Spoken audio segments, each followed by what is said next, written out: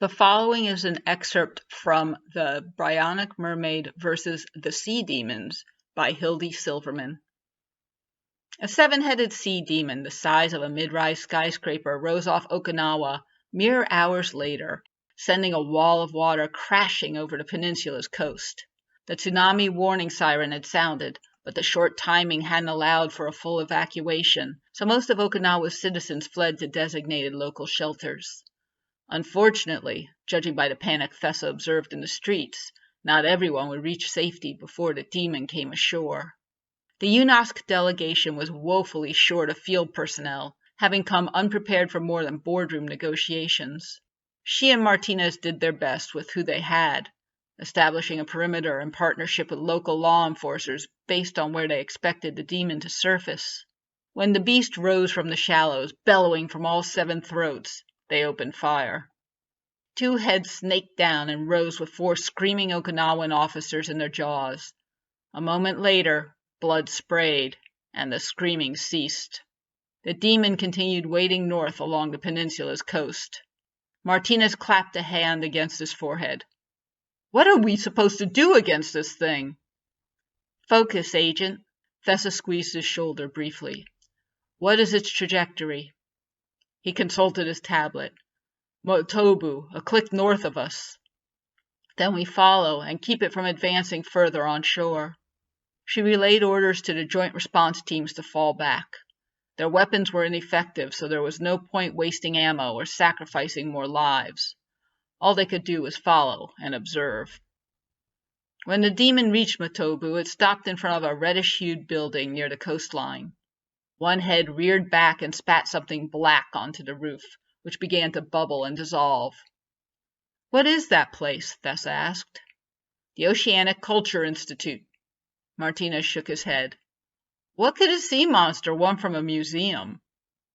"I do not know, but I find it doubtful that this is a random target."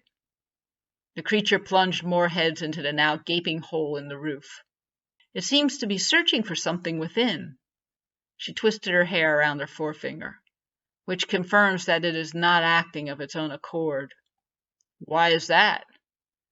"Demons are not particularly intelligent according to the lore. They are described as servants to powerful beings."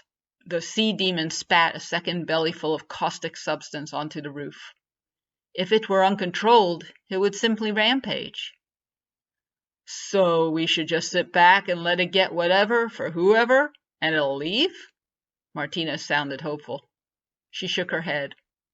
"I suggest that whoever has the power to control this demon should not get what they want." "I was afraid you'd say that."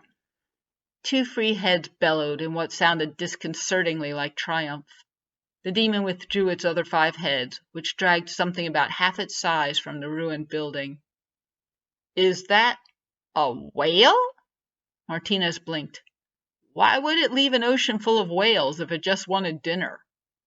"Because that is not a whale." Thessa tilted her head to the left, then the right.